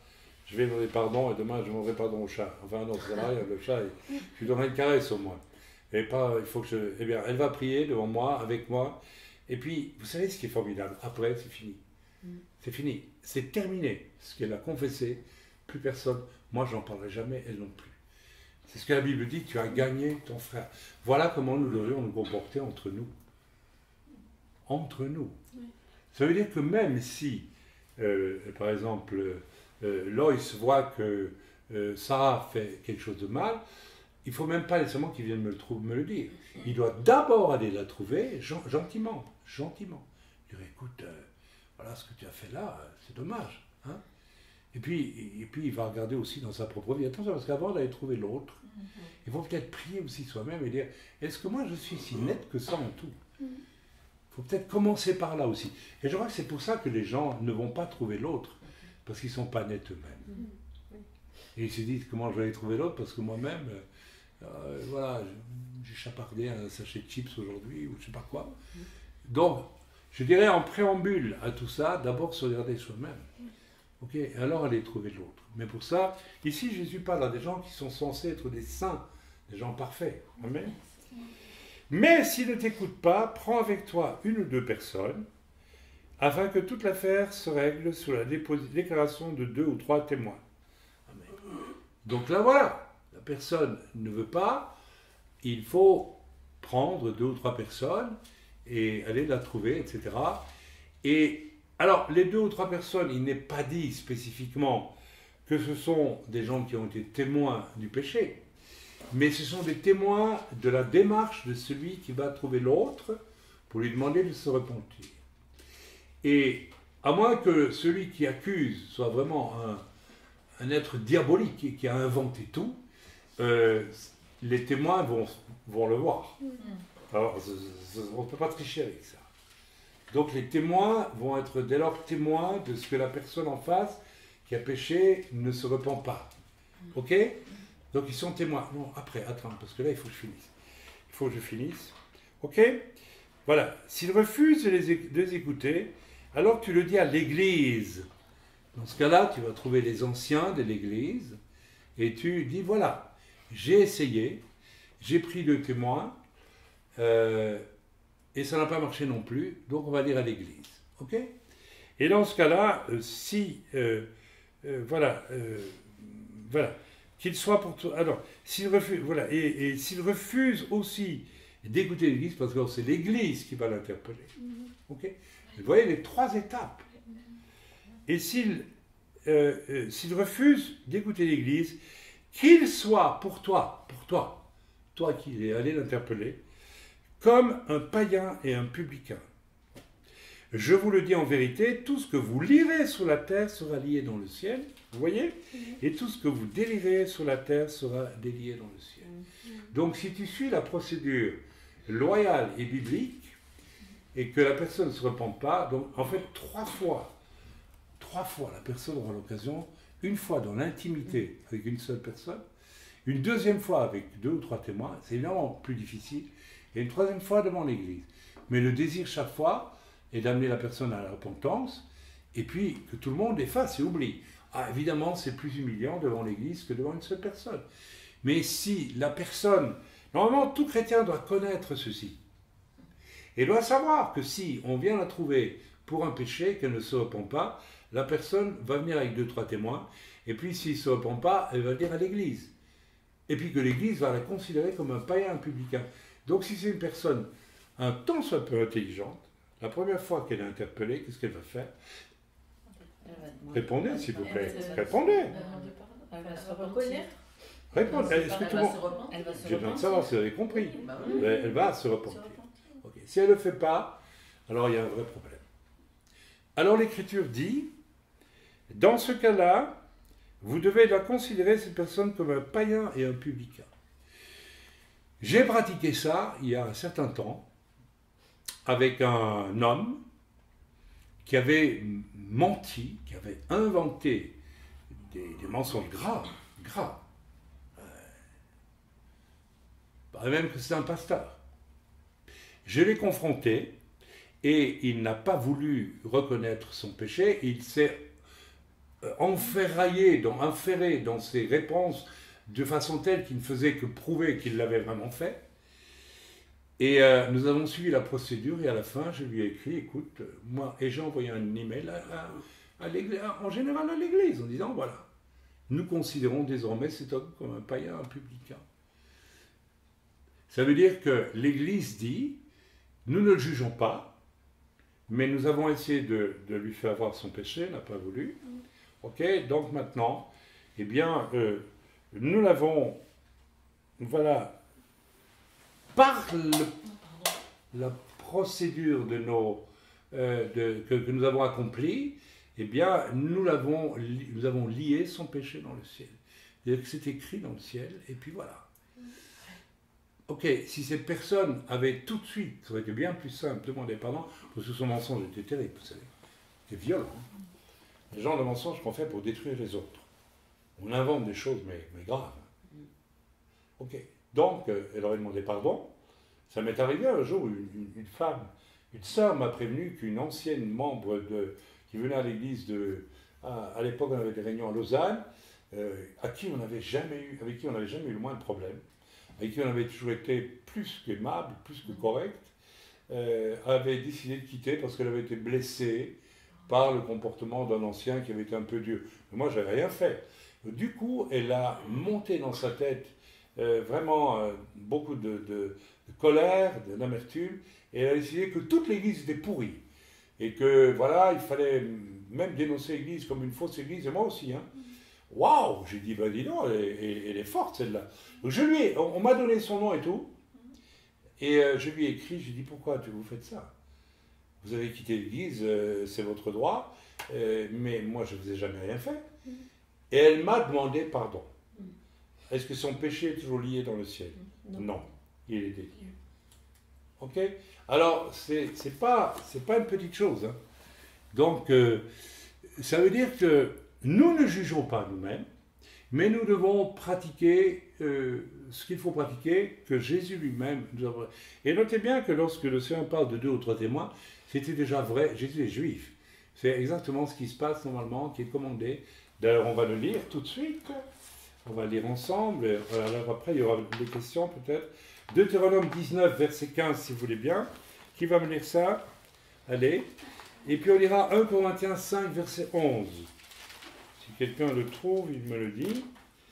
Et vous devenez les champions pour trouver les versets. Hein. Donc, Deutéronome 19, verset 15. Et 1 Corinthiens 5, verset 11. Allez, moi j'ai trouvé 1 Corinthiens 5, verset 11.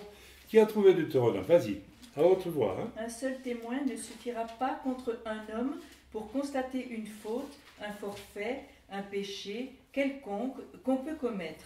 Un fait ne pourra s'établir que sur la déposition de 2 ou 3 témoins. Amen. Donc vous voyez la nécessité de 2 ou 3 témoins. Ok, on va lire maintenant 1 Corinthiens 5, verset 11. Verset 11. Alors, maintenant ce que je vous ai écrit, alors attention, c'est de ne pas avoir de relation avec quelqu'un qui, selon mon frère, est débauché, donc qui vit dans la débauche. J'ai connu, moi, un jeune évangéliste qui avait un appel pour servir le Seigneur, mais que j'ai même emmené avec moi un jour en Afrique, il y a des années, parce que je voulais encourager son appel. Il avait vraiment un appel. Mais je dois le dire avec beaucoup de chagrin, tous les 6 mois, il m'a envoyé un email en me disant « j'ai encore trompé ma femme ». À la fin, la relation s'est coupée. Elle s'est coupée d'elle-même. Je l'ai exhorté plusieurs fois à se repentir, elle s'est repentie, et il a recommencé, mais en fait, il a montré qu'il était un débauché. La relation s'est coupée. Bah, j'ai même pas eu à... Ou Cupide. Cupide, ça veut dire quelqu'un qui veut garder tout pour lui. D'accord? Cupide, voilà. Méfiez-vous de la vitesse avec laquelle les gens, n'est-ce pas, enfin bon, je ne vais pas donner l'exemple parce que c'est l'exemple que j'ai en tête est trop triste, mais vous savez ce que c'est que Cupide. Amen. Ou idolâtre. Idolâtre. Okay. Idolâtre, ça veut dire, voilà, l'idolâtrie, c'est, enfin, je ne vais pas rentrer dans les détails, mais c'est adorer les statues, ou c'est adorer sa propre conviction religieuse, ou c'est adorer tout ce que vous voulez, s'adorer soi-même. Hein, on a récemment eu le cas d'un monsieur qui est venu au Seigneur, en fait, qui s'adore tellement qu'il est son propre Dieu, quoi. Hein. C'est un idolâtre. Et c'est aussi, ça a été un homme débauché, ou voilà, etc., etc., cupide de toute façon, ou ivrogne, ou ravisseur, de ne pas même manger avec un tel homme, voilà, alors, ou idolâtre, ou, ah pardon, excusez-moi, ou idolâtre, ou outrageux, d'accord, outrageux, ça veut dire quelqu'un qui outrage les personnes en face. Encore une fois, voilà, j'ai constaté chez cet homme qu'il était outrageux, très outrageux. Bah, c'est tout. Je n'ai pas fait de scandale, surtout je n'avais pas à en faire, mais je ne mangerai plus avec cet homme tant qu'il ne prendra pas la peine de se repentir. D'accord ? La Bible est très claire là-dessus. On ne peut pas avoir de relation avec ce genre de personnes. C'est net. C'est comme ça. C'est votre frère, c'est votre cousin, on s'en fiche. Il n'y a pas de cousin, il n'y a pas de frère. Il y a des frères et des sœurs en Christ. Amen.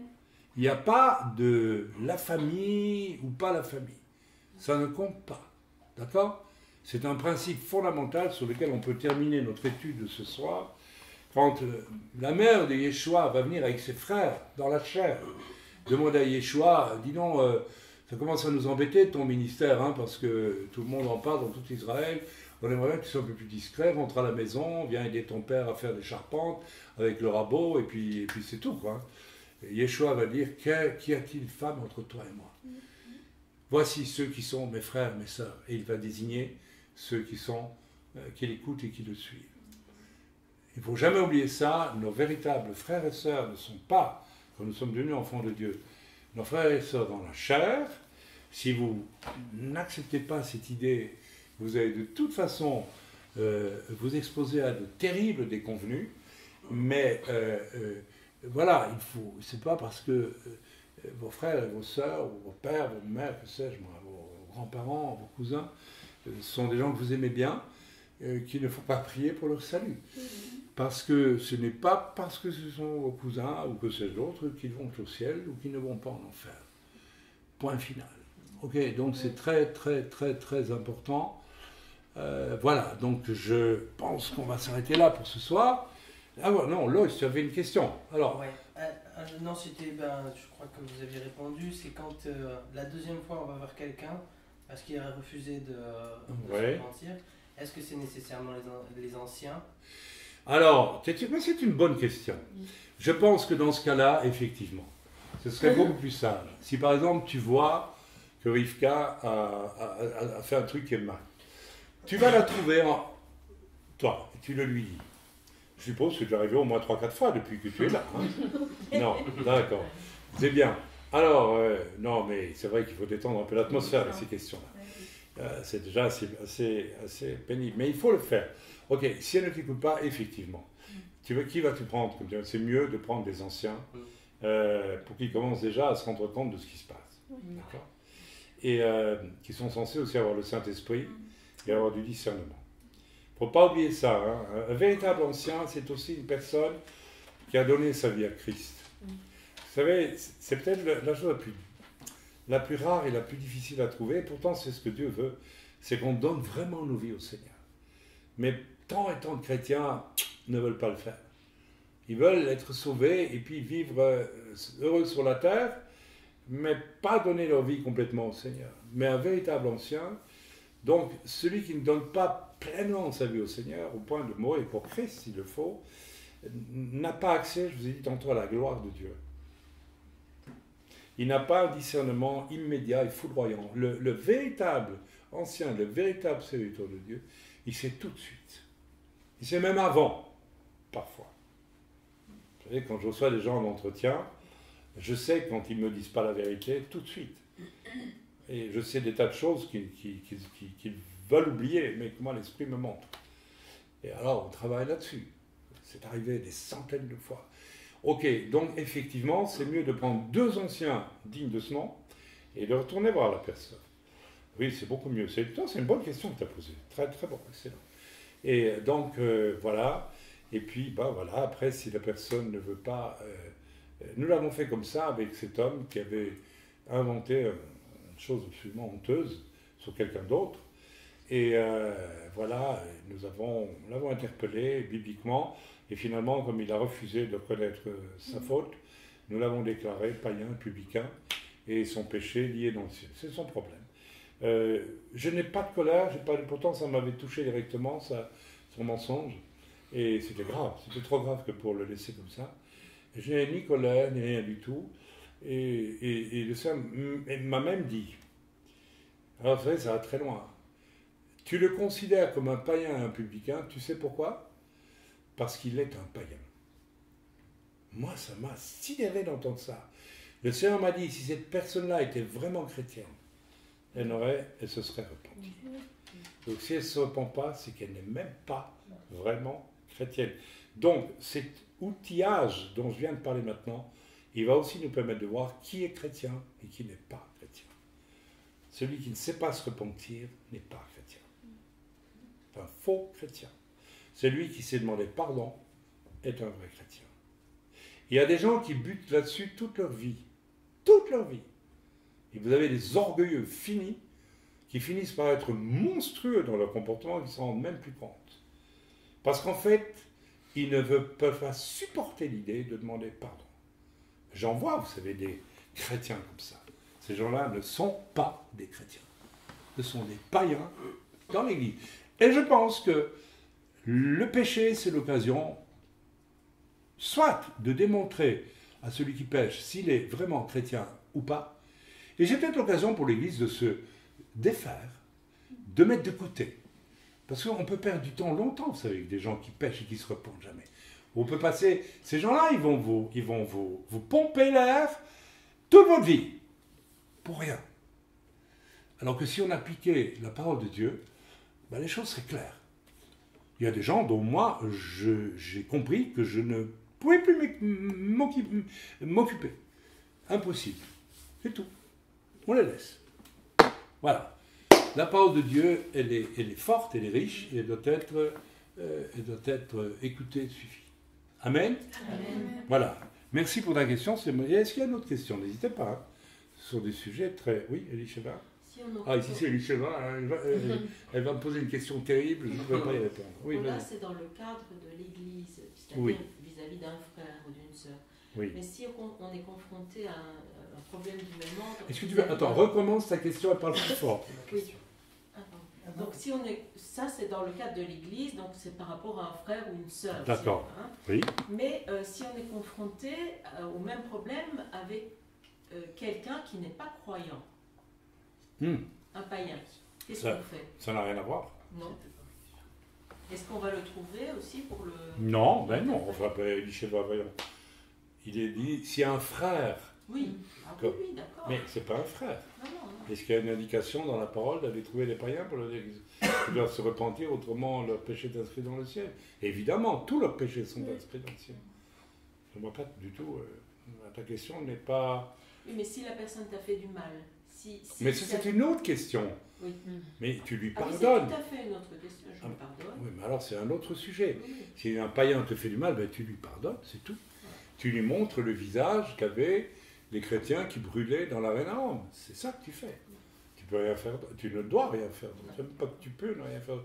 Il n'y a rien d'autre à faire. Et il faut aspirer à être capable de faire ça. Pourquoi? Tu as été blessé par un païen récemment, non? Non, c'est une question que je me suis posée. Tu dois l'aimer, il faut aimer. Lui, il n'a pas eu accès au salut. Ici, il est question de gens qui disent avoir eu accès au salut. Ah oui, je suis bien d'accord. Et ce qui nous permet de voir si vraiment ils ont eu accès au salut.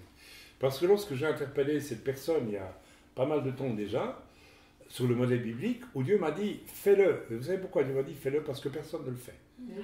C'est pour ça que nos églises sont pleines de gens, on ne sait plus s'ils sont chrétiens ou pas.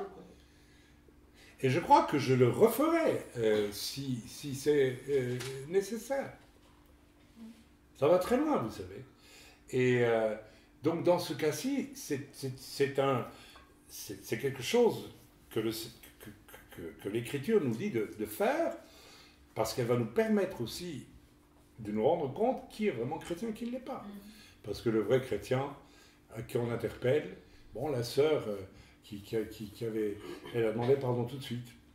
Bon, alors je crois qu'elle est sauvée, puis elle a demandé pardon tout de suite. Elle a demandé pardon tout de suite. Donc c'est bon, c'est fini. Ok.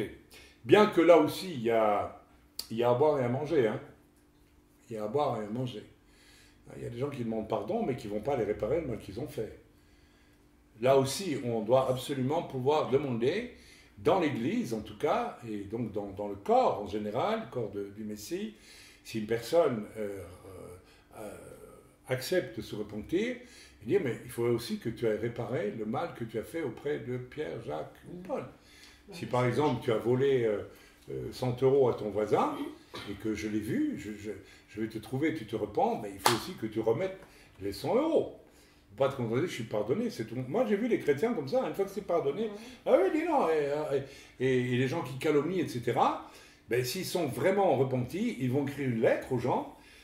Ah, mais c'est dur à dire, hein. Vous savez, ce que j'ai dit là, c'est un mensonge.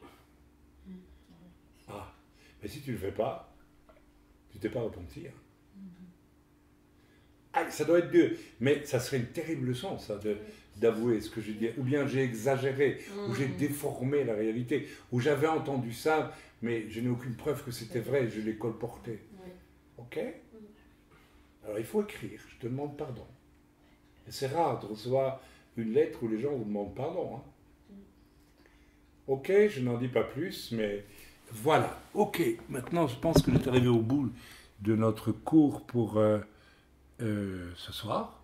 Soyez bénis dans le nom de Yeshua, et puis bonne écoute, puisque apparemment les gens sont contents d'avoir ce cours-là. On va essayer demain soir, il n'y aura pas de cours, puisque c'est Shabbat. Et puis samedi, on a le culte avec... peut-être, si je suis en forme, on peut peut-être faire samedi soir, si vous voulez, si vous avez envie. Vous avez envie? Oui. Envie, Naomi? Naomi, elle est preneuse. Hein. Fait plaisir. En tout cas, en passant, je voulais vraiment remercier le Seigneur pour Naomi, pour Loïs, parce que ça nous encourage beaucoup. Amen. Hein, parce qu'on est aux premières lignes du combat ici, puis c'est un peu dur. Et puis voilà, hein, mais vraiment, quand on m'a rapporté hier que vous aviez eu vraiment une belle réunion de prière, écoutez, ça fait du bien, ça fait beaucoup bien. Merci beaucoup. Que le Seigneur m'envoie j'allais dire du sang frais, pardonnez-moi, non, du sang jeune plutôt, hein, pas du sang frais. On n'est pas des buveurs, mais voilà, il n'y a rien qui peut plus me faire plaisir que ça. On peut peut-être prier pour que Dieu envoie plus de jeunes. On a besoin de jeunes. Parce que nous, les vieux rastaquois, là, hein, les vieux crocodiles, on est parfois fatigués un peu. Hein. Alors, on vous attend, hein, Sarah. Hein, tous, hein, Myriam, tous les autres. On va garder Naomi, hein. On va écrire à ses parents. Et voilà. On va écrire au ministère de l'Intérieur de dire que c'est quelqu'un de dangereux, il faut la garder dans le pays parce qu'elle est suspecte. Là, ils vont l'empêcher de repartir. Non, je dis des bêtises là. Soyez bénis dans le nom de Yeshua. Amen. Amen.